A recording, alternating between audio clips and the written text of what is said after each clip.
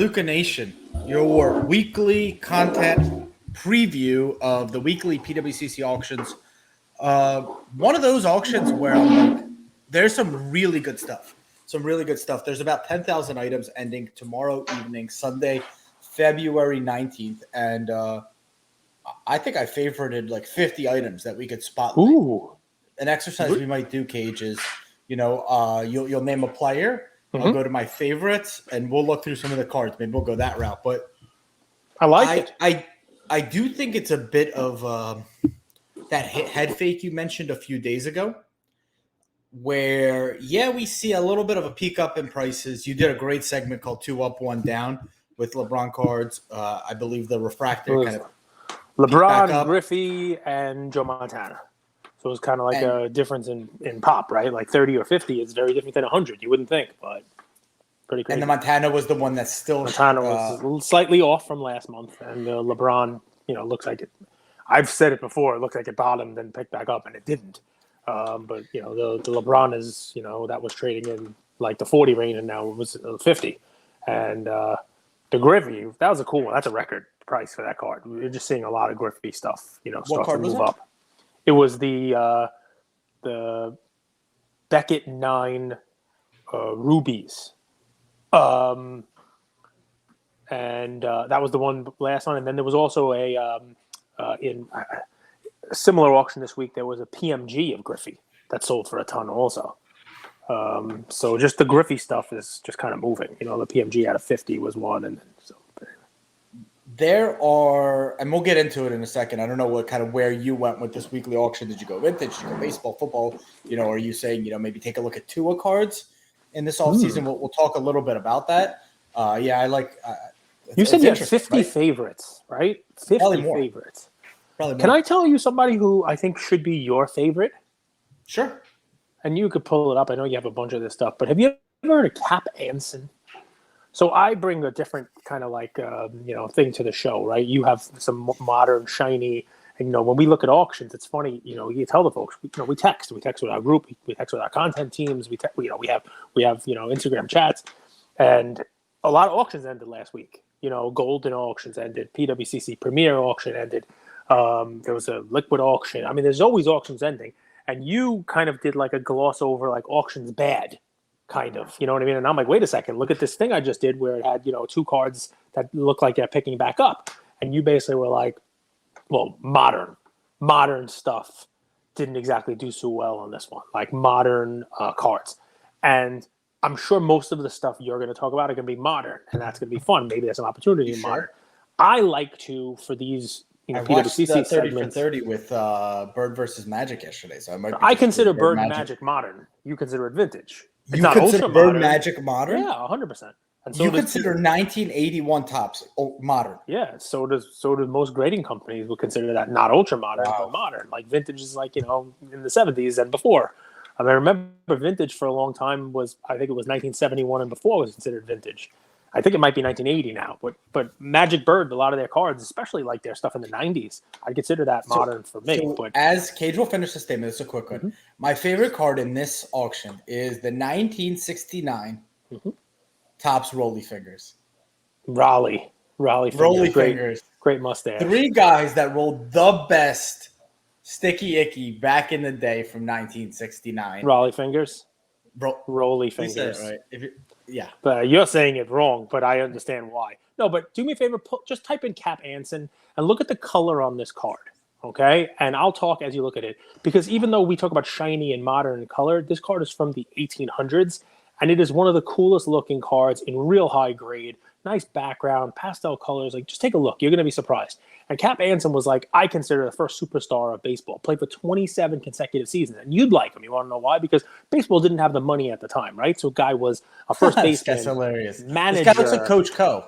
This looks like Coach Co. Looks a little like him, but you're not sharing. Pull it up and then you can share and people will see it. But basically, he was the manager, first baseman, minority owner. Zoom in on the card because it's a really cool card. There's a really cool Cap Anson card. Look at the color on that. Look at how nice it's like it came out of a pack yesterday, and it's from 1888. I mean, just a really cool card. This guy, what's funny is after he left baseball, after playing for 27 years, right? This guy, he went and was an entrepreneur, which is why I think he should be one of your favorites, because they didn't make all of the money that they were making in baseball. He started his own team. He owned a billiards hall, a bowling hall. Went to Chicago and like had a whole bunch of companies on his own. He even did like touring. What you consider like stand up, like vaudeville. He had like a vaudeville act. I mean, just crazy stuff, and that's a cool card. I mean, that's not cheap. I'm not telling you guys. The Open this up. tagline is baseball. Like now, the taglines are Blue Prism. The tagline back then was baseball. Baseball, exactly. As opposed to what Cap Anson would have played like softball. Yeah, I mean, Hall of Famer, 1939. But why I think you'd love him is all of these things that he did: billiards hall, bowling hall, vaudeville circuit, performing monologues, songs. He had a minority stake in the Colts team, Anson's Colts. He wound up losing all of it. Most of his business ventures failed. He went bankrupt. So I mean, he was in business with Al Capone. This is a guy you should. Is that what it was? I don't. There's nothing about Al Capone in here at all. But I mean, it's just he's an interesting story for a player. And by the way, I didn't know all this stuff about Cap Anson. I wasn't born with it. But this is part of the fun of cards like this, right? I mean, you buy a Luka card, you're probably not going to go to Google and try to learn who Luka is. You know who Luka is. It's a guy who needs Kyrie to help him win. And then I go all the way down the rabbit hole. And then I actually end up on his dad, and I found out that his dad's a professional basketball player. So there you go. Professional, loosely spoken. Like you're... But yeah, I mean, so anyway, it's fun stuff. It's one of the cool things about the hobby. An 1888 card. You're talking about a card that is... Can you do the math on that? What's that? 140 years. 142. 135. 135 years. Good math. I mean, very close rounding. I like it. You did the rounding stuff, but I mean, it's a piece of history and kind of cool. So I love it because some of the older cards. I mean, look at them. They're weird. They're cut. They're black and white. They're faded. This card, it looks like somebody made that this week. Real nice card. All right, it's not one of your 59 favorites, so we got to jump into it. So I'm gonna just go through my front page, which is baseball. Okay. And you're going to pick 1, 2, 5 cards from there that you think are cool. I'm going to go through them pretty quickly. You guys follow along. And then Cage will say, let's talk about X. Okay. Perfect. Understand the game? I understand the game. So the first cool card is a 1946 W603 Sports Exchange All-Star picture of Lou Gehrig. Ever heard of these? I've heard of them. You don't see them too often. And this is one of those things that it's oversized. Bless you, Ian. I like it. So you have the Rolly Fingers, the best rollers, Bob, Larry, and Rolly Fingers.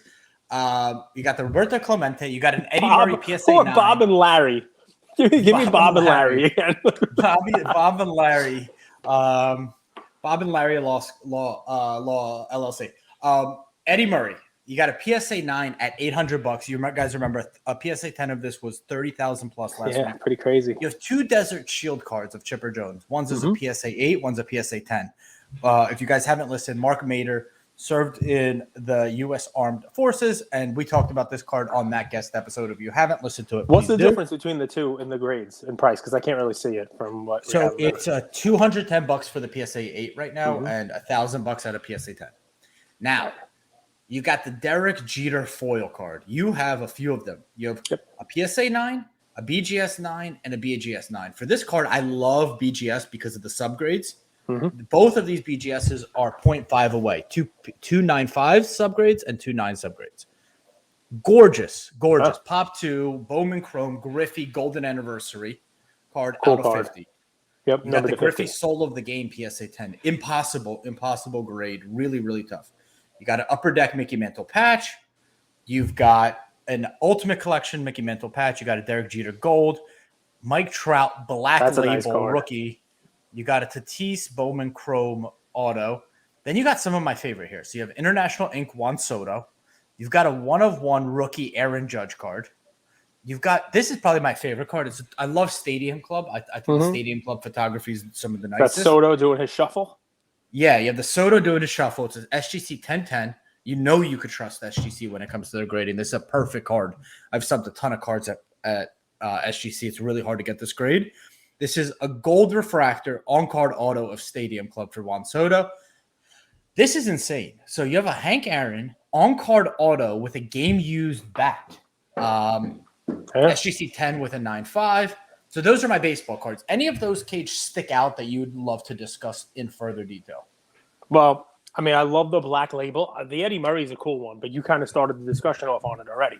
I mean, go through the PSA pop reports. That's obviously, it's going to be a fraction for a 9 than it was for a 10. I mean, you're talking about, single digit percent, less than 5% of the price, which is pretty crazy to think about how that, it's something that I think about with my cards also, right? I mean, I have several cards that fall into a similar category, whether it's your 86 Jerry Rice, 86 Fleer Jordan. I mean, you talk about the difference. Obviously, different card there, but if Murray is 20,000 for a 10 and 500 for a 9, what is that? 40 times the price. So is that similar to the kind of bumps that you see for some of these other Jerry Rice? I mean, what's a Jerry Rice 9? If the 10 is going to be $70,000, Joe Montana. Yeah, Joe Montana. It happens a lot. Kind of stuff.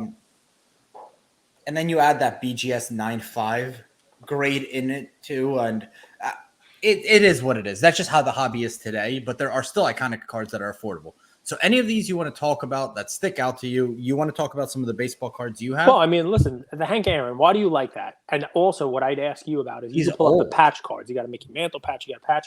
And you and I kind of differ on this, and I think it's a valuable conversation, right? Like, I don't love patch cards, but I could be wrong about that because of the way that the hobby has been the last few years, where patch cards are irrelevant. And I think you could see it kind of go two ways, right? And you're betting on one, and I'm thinking the other. The way I think is that people are just going to sour on patch cards entirely because kids have come in now, they're collecting, and for the most part, the patch cards are garbage. They have nothing to do with the player. They have nothing to do with the event, the team, anything. As a matter of fact, Tops this year that we opened, Ian and I pulled hat patches that are they weren't from a hat. They're just manufactured fake, like a hat thing, but it's not even from a hat. It says right on the back of the card, this is manufactured for this card. Yeah, I've seen so that. What's the point of Brady that? has that from like 2004 Upper Deck. I don't know, man. But I mean, so I guess matter. The question, right, is you're looking at patches that are real patches. You're looking at bat relics. You're looking at real game-used jersey relics from stars. And you're thinking to yourself, okay, those become more valuable. Those become more coveted as we move away from that. They're not making more of those. And people will seek those out because they're rarer because what's being made now is garbage. I'm thinking the opposite. Tell me why you think it's, valuable. The three there are 2 Mantles and 1 Hank Aaron. So the Hank Aaron, why I said he was old, is I don't think there's going to be a ton of Hank Aaron game-used memorabilia with an on-card auto in the future. That's just going to be a very hard thing to get, right? Because it's not a sticker auto, so he has to actually have that card, and he's getting older. So Hank Aaron, that's an on-card with a game-used piece of a bat. I mean, he passed away. Imagine. So Hank Aaron is not getting older anymore. The card is getting older, but he died in Willie 2021. Mays is the one that's still with us. Yeah. Yep. Amazing. But Hank Aaron, he has already passed away. Willie Mays is 91, and he's still with us. Yes. So take a look at this then. This is from 2020, Cage. This might be one that's of on his card, last. an on card auto. Wow. Yeah. So you have a game-used bat, and you have his on-card auto with a really crisp auto here, Cage. Really crisp auto. And I apologize that I didn't know Hank Aaron passed away, but you got to imagine this is one of the last on-card autos he has. Yeah, okay? I mean, that adds another layer to it. How about the black label Mike Trout? What's that? The 2 Mantles are game-worn, and they're from a cool set. They're from the Ultimate Collection. So I think the set matters as well when it comes to fabric or patches. So that's a good way, right? So you have an Aaron Judge rookie and you have a Mike Trout rookie. You have an Aaron Judge 1-of-1 rookie, and you have a Mike Trout, the Bowman, but not the Bowman auto, and not his Topps rookie from 2011. It's a 2009 Bowman draft picks card. So you have highlighted 2 cards. Obviously, great cards for different reasons. One, you have the 1-of-1 Judge rookie, and 2, the Bowman Trout is a black label Beckett 10. But they're both from what I would consider lower tier sets, right? I mean, most Trout collectors would say, okay, if I'm looking for A 2009 is going to be the Bowman Chrome Auto, what everyone knows about. Now I'm looking for a rookie on him. It's going to be 2011, maybe the Diamond Anniversary, the Topps update. Same thing with Judge. He's got, I think it's 2013 was his like rookie year. He's got Bowman Chrome stuff, and then he's got 2017 Topps stuff. This is not Topps. What is it? What is the? Is it Finest? Finest. It's Finest. Yeah. But I like it. I mean, it's a cool card. It's a cool but card. Does it bother you that a lot of these cards that you're pulling out are Stadium Club, Finest, like not in basketball terms? You'd compare it to, Andrew's not pulling the Topps Chrome or the Prism out. He's pulling, an Optic card or Mosaic. Good question. No, it does not bother me. Okay. And if you were buying those cards, are you buying those cards, the baseball ones specifically, like Trout and Aaron Judge, are you buying them to hold them for a couple months, wait to see if they get hot, and then move them? Or are those cards you want like as PC cards because you like those guys in the near future? Well, let's think about what we do at the show. There's 10,000 items in this show. And that's more than there were in the previous month. Oh, yeah, a lot. There's 7,000 was the previous month, and then we remember in September, October, there's up to 12,000. So my job here is to get people to kind of like third base. Take a look at this, take a look at that. I'm not going to sit here and say this is a good or bad investment. What I look at for when I do these like favorites is the Eddie Murray. Wait, PSA 10 sold last week for $30K. This one's at $900. Take a look. Or Desert Shield Tripper Jones. I remember we talked about that card. There's 2 in this auction. Take a look, guys. Or that refractor, BGS 10 Trout. That's a crazy card, Black Label. The Finest Aaron Judge, 1 of 1 rookie. That's a cool card. Just a cool card. You guys do your own research, make your own decisions. I'm not telling people to buy here at all. I'm just kind of picking out cards that I think are either cool or they tie into previous sales or recent previous sales. Like it. I mean, I definitely do. So, I mean, we got a bunch of baseball. Mahomes. Would you be a buyer of Mahomes this week, a seller of Mahomes this week, staying away from Mahomes this week? There's one cool one that I could bring to everyone, but there's plenty of Mahomes cards. You could just type Mahomes in. But there's one cool one that I think we've looked at before, the blue and red optic. I'm a seller. We talked about it on our show. We even talked about how, so of course I told you I'm a seller. You know that.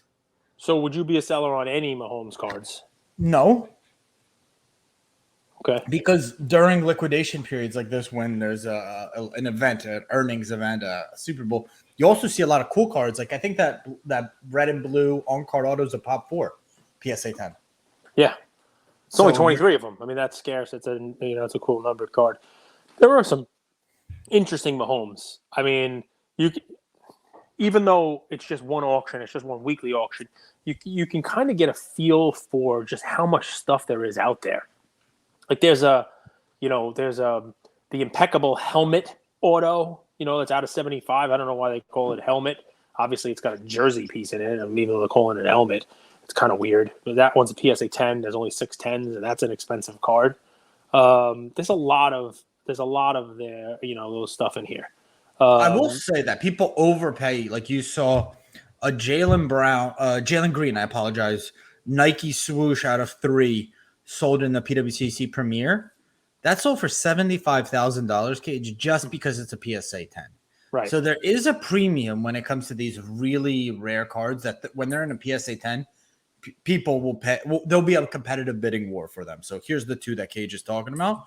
I will say about this blue and red card, Cage. Yep. You'll see here it's a sticker auto. Yep. If you actually look at his other optics, the hollow, the blue, they're not sticker autos. They're on-card autos. Yep. So I'd be careful with this one. I don't know the heritage or the lineage behind why this one is a sticker auto, but others from this exact set are not. There's a lot of optic Mahomes cards out there. There's a lot of optic rookie Mahomes cards out there. So 2 more I want to get your opinion on, Sure. right? One that I know you really like and one I've never seen. And back in 2018, when it came out and the World Cup was on and before all kinds of craziness, I was actually buying a ton of Mbappe Prism cards. And I know all about them. I had lasers and 10s. I had Mojos, and it was confusing because Mojo was not out of 25. It was actually, there were many more of them. I had the Cyrillic. Look at this green crystals out of 25. I didn't even know before I started looking in this weekly auction. I didn't even know this card existed. Yeah. What do you think of this card? And talk to me about Mbappe as a whole and whether this is the one to go for, because there's some other cool ones. The Select is in here, which some say is actually the rookie. There's the Topps Chrome, the 2017 instead of 18, different jersey. I mean, talk to me about this. What are your thoughts on Mbappe? What are your thoughts on soccer overall? And then this card. I think Mbappe is going to move. I definitely think he's going to move teams. He actually posted, I think, something with a Man U jersey. Mm-hmm. But so I'm a believer in Mbappe long term. I think he ends up at Madrid. I think if we get inside the brain of an investor or a collector, the number one thing that they want, I believe, is continuity in product. And I think what makes this release from 2018 so challenging is, you just said it, Mojo wasn't out of 25. But in basketball, it is out of 25. But it's right. Mojo Prism. Why isn't it? Wait, but this is crystals? I've never seen this before. That's out of 25. Yeah, and I've never right. And then there's camouflage in football, and there's camouflage here, and I there's think white sparkles, and you're told it's out of 20, but you don't really know. And then there's other ones. It's Cyrillic, and it is really out of 25, and we think it is. And then there's Pulsar, which is fine. It's fine if you're getting a bargain, but it's not fine if you're paying top dollar and you have that also in the back of your mind. Not only are you taking a risk on buying someone who's young, who 2 World Cups. I mean, one World Cup and one goal scorer, highest goal scorer at the World Cup. But you also have to wonder about, am I buying the right card of his? And I think that's scary. It's scary buying, for example, an orange, right? Orange gets no hobby love, even though it's so short print. So I sort of think the same thing with this crystal. I know it seems like it's short print. It's out of 25. But I think the lack of continuity in the releases and in the parallels makes it confusing. I like that analysis, and I think that's part of why you see such a premium for the gold out of 10. Because it's gold, it's out of 10. Prism gold out of 10. And it basically, if you're a Prism buyer and you see this, and obviously the gold's going to be significantly more than this, you say, you know what, I'm just going to save up and I'm going to buy the gold. And that's why the gold suffers so much, because everybody's like, at least I know what that's going to be. Speaking of gold, and a release. By the way, Topps did this too, which sort of they lost their way in the mid-2000s. Yeah, 50, 99, the Chromes. Yeah, 100%. You're 100% right. A product you like, a release you like, I don't know if it's a player you like, and I want to know your thoughts on this card. One of your favorites, the Panini 1-in-1 gold Anthony Edwards rookie out of 10. What do you think about that one? It's not the first set, right? Because the first set was 2019. I know you're a fan of the first set.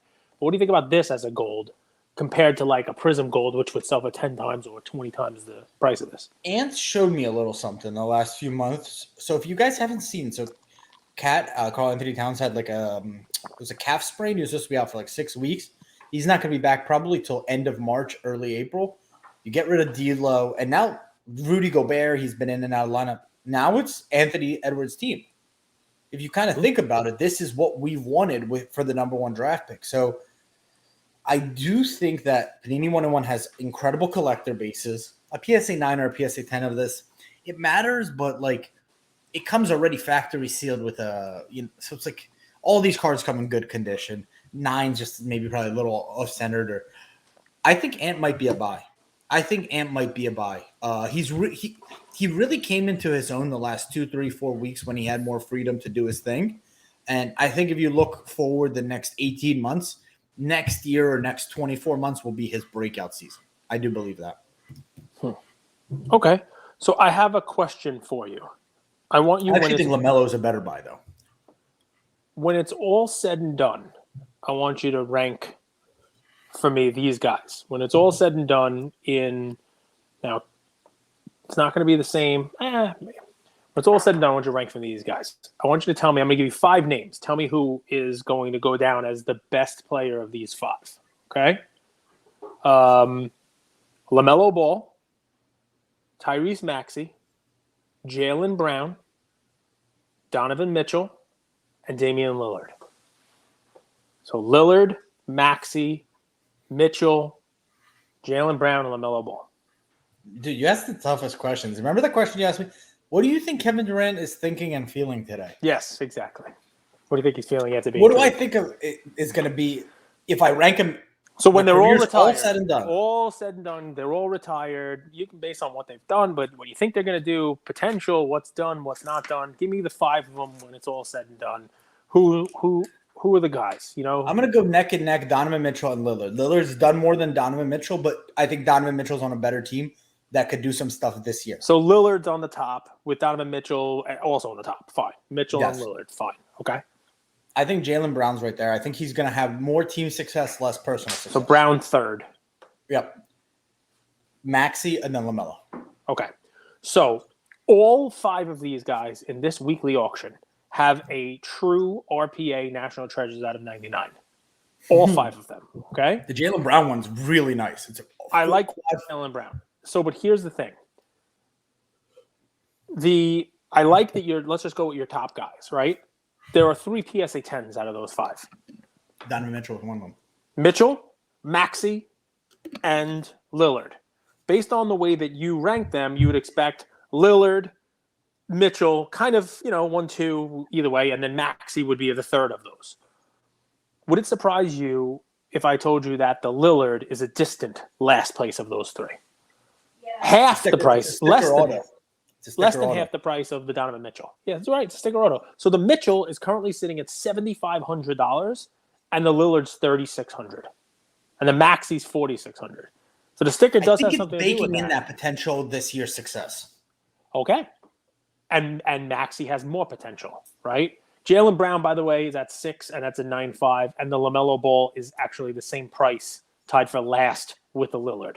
I just thought this was an interesting exercise because here I am. I know it's on card versus sticker, right? You got LaMelo Ball. It's an 8.5 with a 10, and it's the same price, $3,600. I want to throw one more in, and the reason why I left this separate is because we all know it's a different scenario. It's not an RPA, right? It's not. It doesn't have the patch in it, and it's a PSA 8. But there's another National Treasures rookie out of 99 in this auction, and it's only $1,425 right now, and it's a Joker. Jokic it's not an RPA, so that's the difference, right? It's a rookie auto. You see the National Treasure. Jokic has no RPAs actually, which is interesting. Exactly. But I type in just as a fun thing, National Treasures 99, just to kind of see what you have. What do you have as far as like rookie patch autos? And obviously, you're gonna get some random ones. You got the Anthony Davis one that's out of 199, not 99. There's a Zach LaVine. Which, if you don't Let like me him... answer your question with a question. Zach LaVine's a bust. Or he is what he is. I'll put it that way. There's a John Wall one from 2010. Like, there's fun ones.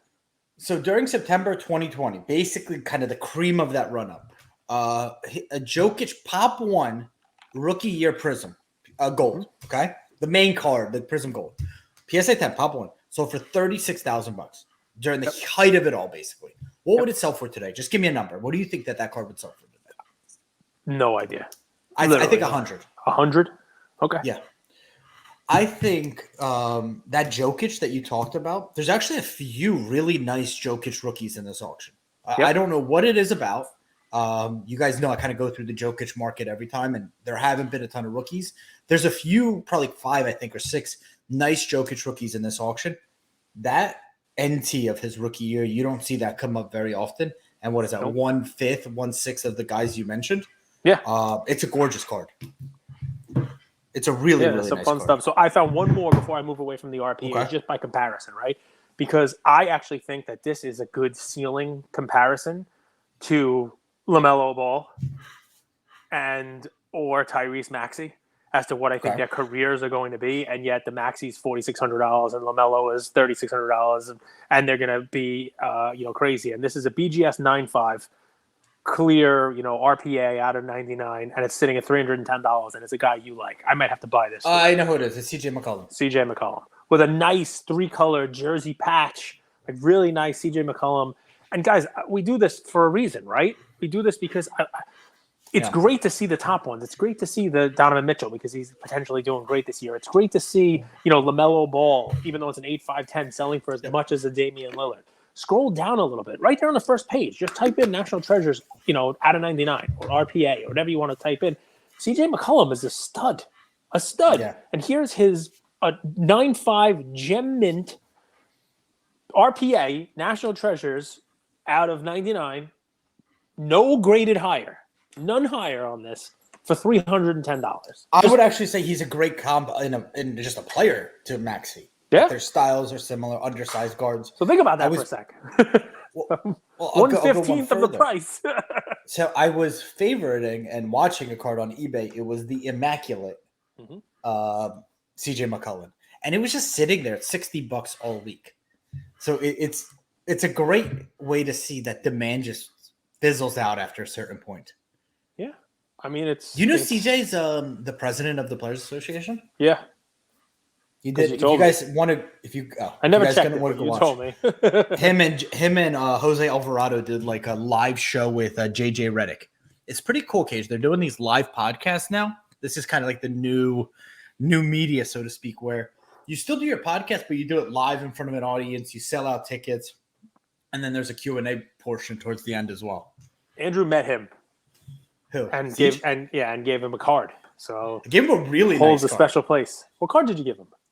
So do you know the blank slate cards? Yeah. From today? Yep. People don't know about this card, but it's called a blank front card from 96 Ultra Rising Stars. It's a gorgeous card. It's literally just a white card, and it was a Kobe PSA 9 that I bought before all of this stuff. I bought cards back in the day to bring as like gifts or like networking events. I bought it for like $100, and I gave it to him. Kobe rookie. There you go. There is a Kobe rookie. It's my favorite card. There is a Kobe Chrome in this one, a PSA 10 Kobe Chrome rookie with significant greening, and look at the price compared to what it was in the craziness of the bubble. It's basically 1/10 of the high point. It's pretty nuts. Pretty crazy to see, but that it's not a very nice version of the card.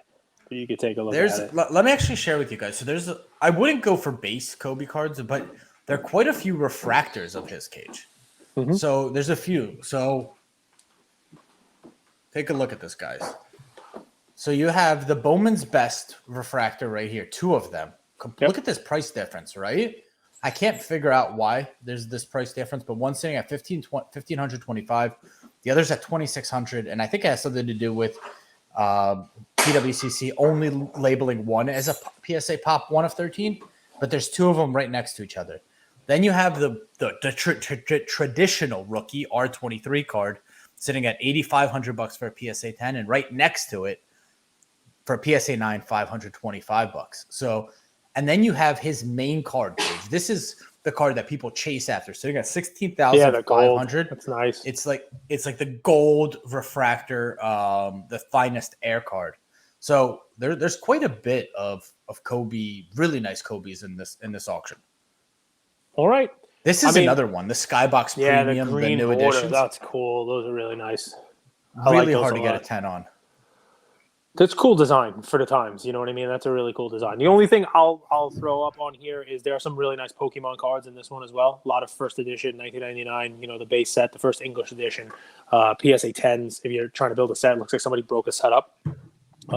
Everything from 5-figure Venusaur to there's a Zapdos, a Mewtwo, Magneton.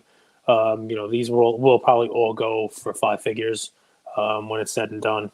So really nice. It looks like somebody broke it up. Just be careful. The Blastoise is not a first edition. It's a shadowless. That's why it's looks like it's a bargain right now. So be careful. Don't just smash the button. They look the same. It's missing that little first edition stamp on it.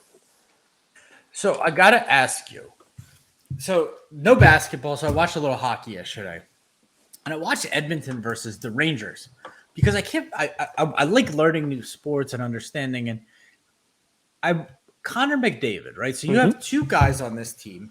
100 points, right? For the 6th straight season, I think. Yeah. First and second. Now he just broke 100 points yesterday with an assist. The first and second in points. It's basically to me like having LeBron and Joel Embiid on the same team. And this team is 6th in the West. And I'm like, how does this make sense? And then I'm seeing the prices people pay for Connor McDavid. And I'm thinking, this is sort of reminds me of Haaland. They think that this guy is the next thing. He puts up insane stats. Mm-hmm. But 1, he's going to live through the junk wax, or should we call it a junk slab era. Yep. And 2, he's already priced to the moon. So almost anything that happens short of a Stanley Cup, and it doesn't look like that's happening. I mean, he's been doing it a little longer than Haaland. I think his rookies are from 15. Obviously, He's got 6 straight seasons at the highest level. Hockey people listening, why doesn't it equate to wins? I mean, Is Jokic good? Jokic is fantastic. Good question. Has he won a championship? Do you expect him to win a championship this year? I know he's the 1 seed, but it's the same thing, man. Especially But where he you has, have. but next to him is that guy with the, I don't know how to say his name, but he has a point leader right next to him. Okay, so same kind of thing, right? I mean, this is professional sports. There's 30-something teams, and you say it better than anybody else. The team sport, the better team wins. It's why the Astros seem to win even without top-level talent. And Shohei Ohtani and Mike Trout could be on the same team, number 1 and 2, top 5 voting in the MVP for both of them, and it doesn't matter. It doesn't equate to wins, right? They're not winning in the playoffs. They're not even getting to the playoffs. You know, sometimes Drysdale is how you say his name. Leo Drysdale. The best players don't do it. The cool thing about McDavid is, yes, you're saying junk wax, but there are some clear cut, great cards of his that already are priced. But I mean, like we talk about the young guns, right? So there's not just the young guns. There's also what's called a young guns upper deck exclusive, which is numbered to 100. And there's actually one of them in this auction, which is pretty cool. It's the same card. There's a Young Guns in a PSA 10 that sells for, I don't know, a couple grand. But then you have this version, which is actually numbered out of 100. I think it's a BGS 9 in this auction, and it's selling for 5 times, 6 times what the base is selling for. The reason I also said that was there's a black label that sold in Premiere for, I think it was like $18K. Yep. But the black labels popped 35. Yeah. But I mean, what's cool, what you have if you're a hockey collector that people have talked about, wow, it sucks that basketball doesn't have this and basketball doesn't have this. Basketball, everybody loves exquisite because Upper Deck still does hockey. He has an exquisite rookie. He's got exquisite rookie autos. He's got exquisite cards. As a matter of fact, there's a gold spectrum exquisite auto out of 35 in this auction. It's authentic graded and the autos are 9, but it's still a really cool looking card. Those cards that you have from LeBron, the Ultimate Collection, right? There's an Ultimate Collection, Connor McDavid. There's some really cool cards with Upper Deck. So I think it's a little bit different than, say, Junk Era, especially because he kind of came a little before it with the 2015 rookie cards. It's like what you say with Jokic. That are listening, that are hockey guys. I think we have the Loud Collector is someone who listens on a daily basis and comments. What am I missing with hockey cards and McDavid and all that stuff? So let us know. Any others that you want to kind of spotlight? I have 2. Shoot, go ahead. I just went Pokemon. We talked a little hockey. What do you got? 2 more? By the way, guys, we have a TCG round panel with Yamwax, Bro Namath, and Manny DeSimone. We aired it yesterday, hosted amazingly by DPZ. So if you guys want to learn more about TCG Pokemon, last night's episode. Check this out, Cage. This is the 1970 Topps poster. Have you seen this card before? No. Do you see them? They kind of look like Type 1. Never even seen them. Yeah, so you have Jerry West and you have Wilt Chamberlain back on the 1970 Lakers, man. If you guys know anything about this Lakers team, and you could watch on ESPN Plus, this was the saddest era of Jerry West's career. All of the championships all of the personal accolades he's ever wanted, but he couldn't get by Red Auerbach and those vaunted Celtics. 6 times they lost to them. 6 times in the finals. I mean, they win. So you like I'm looking at these things right now. 1970s poster. Interesting. I think they're cool. And then there's right next to it is a 1981 TCMA basketball card with an on-card auto of Bill Russell that I thought was pretty cool. That is cool. I mean, I could do these all day. There's a ton of good stuff. Like, this is one of the auctions, guys, that there are cards that are collector cards even of your player. Like, if we just think about AI, there's a really cool set called Skybox EX2000, but it's the net assets card. Yep. So it's kind of like a little pamphlet when it opens up. Obviously, when it's in plastic, you can't do that. Almost impossible to get a 10. That's Iverson's rookie year. There are 11 10s, and it's sitting at $320. Iverson, it's called Net Assets. Just an awesome card. You have a 97 Finest Refractor. It says Creators on the top of Michael Jordan. BGS 10, Michael Jordan Refractor, Pop 12 out of 1,090. Numbered out of 1,090. There's actually a few Jordan Refractors in this auction. You got... So, Cage, remember I showed you the Soaring Stars card yesterday that I bought with Kobe? Yep. So that's the base. From that same card is Thrill Seekers, which was the insert. There's a Thrill Seekers 1997 Fleer Michael Jordan card in a BGS 9.5. People love that card. That's cool. I mean, the only thing that I have that is, noteworthy, just if you wanted to pull it up for me, is how Prism does stained glass now. Yep. They really do nice like the stained glass, and it's a cool card. And we gave the what was it called, the Gallery of Heroes, as like the original stained glass cards, and you take a look at them. I almost forgot, and I saw one in this auction, and you guys know I love Griffey. I'm a Griffey collector. I have a little bit of a small Griffey side PC. Studio was the name of a brand that came out. I think it was 1990, 91. The junk expansion. And Studio, we've talked about these cards because they started with black and white, and they did like photos. They did like a weird holding the ball like this. It was almost like a photo session, like in a photo studio. In 1996, Studio, do me a favor, pull up 1996 Studio Griffey and see what pops up right there. This card's pretty funny too. Yeah, but that's what weird, right? It's like a weird studio thing, but that's a stained glass card. 1996 Studio stained glass stars, and it's the same. It's like like you could see it both ways. They did the front and the back, where it's got the stained glass, acetate look through. Pretty cool card. It shows you the stained glass has been popular in the hobby now for decades. Pretty cool, right? So these cards, you love PWCC. But with the scanning, these cards look so much better in person than they could ever look on a scan, because you need the light to kind of permeate through, right? Yep. It is a nice card, man. And it's weird how they do that, right? It's the same picture. They reverse negative, so it looks like it's the front and back, although it's not really. I mean, you can see the one side, they got Seattle printed backwards. We need competition in manufacturing. It's just a cool card you just don't see, that's all. When's the last time you opened a pack, modern pack, and you were like, ultra modern pack, and you're like, that's a cool design? This is for you guys listening too. Honestly, I thought it was the downtowns were a cool little addition, and then Topps did the home field advantage, which looked basically like a downtown ripoff. Remember that, those little subset? And then they were selling for more like Tatis that had like the palm trees and like stuff in the background. Okay. Those were cool, like the downtowns. The downtown stuff. I mean, that's cool. Kaboom, I mean, yeah, but you didn't like the Kaboom. And the Kaboom isn't even actually it's funny. Kaboom's not a unique design. It's the same design that Hoops Teal Explosion uses. So it's not a unique design. That's the frustration. We talk about like 1990 Score Football has the same Kaboom with like boom and pow and all. I mean, it's definitely not unique, but you open up a packet, you're like, wow, that's a cool thing. I mean, like the Bengals, you have the downtown, like Joe Burrow's got like a tiger on the car. Some of those they're cool. I agree with the downtown. Cartoony. There was a player who stands, I don't think this is going to happen, but I'll say it stands to benefit. And his name is James Harden. James Harden stands to benefit, I think, the most with a finals run from the Sixers. Oh, yeah. He's someone whose cards haven't done much in a long time. They're relatively cheap. They're sort of that Russell Westbrook level of cheap.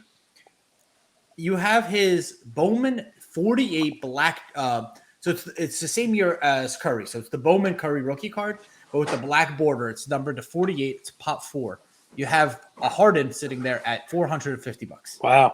Imagine what the Curry would sell for, but obviously a different Curry player. Probably $50,000, $60,000. But if Harden wins or makes a nice little run, those are the kind of cards people look for. I like it. I like the play. Good luck, everybody. Good luck in your bid and have fun. There's some cool cards in this auction.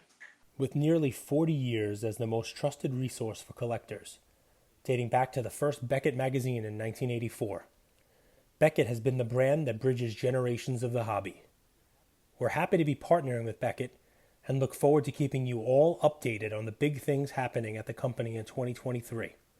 Beckett. It's the name you know and the name you can trust.